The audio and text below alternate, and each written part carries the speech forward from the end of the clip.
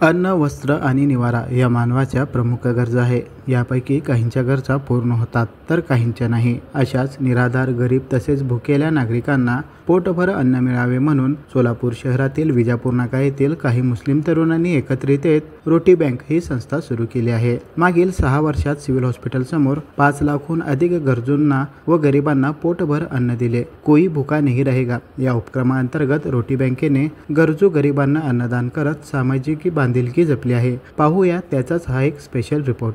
मैं फेमस बहुउद्देशीय सामाजिक संस्था संचालित रोटी बैंक का संस्थापक अध्यक्ष। आज हमारे रोटी बैंक को 7 साल पूरे होने वाले हैं। 7 अगस्त को 7 साल से हमारी रोटी बैंक चल रही है। इसके अंदर हमारे को मार्केट यार्ड के बागवान समाज के लोग मार्केट यार्ड से बड़ी मदद करते हैं और हमारे रोटी बैंक के साथ बर्थडे मनाते हैं लोग। एक दिन का 3000 रुपये खर्चा आता, जिसके अंदर हम दाल चावल, जलेबी, एक दिन मसाला भात, एक दिन खिचड़ी, ऐसा हम सिविल में रोज़ 8 बजे शाम में पेशेंट के जो रिलेटिव रहते हैं उन लोगों को तक हम खाना पहुंचाते हैं। आज हमारे इस रोटी बैंक को सब लोगों का हमारा साथ रहने से इस रोटी बैंक को 7 साल मुकम्मल होने वाले हैं आने वाले 7 अगस्त को। संकल्पना कैसा है?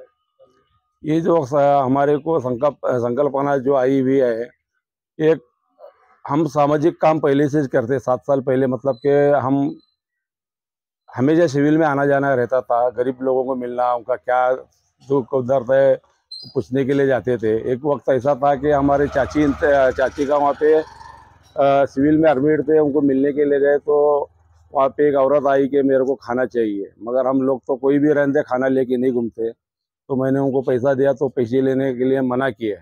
हमको खाना होना बोले तो मैं राइस प्लेट ला के दिया उनको, अच्छा लगा उनको, मेरे को दुआ दिए, मेरे को भी अच्छा लगा।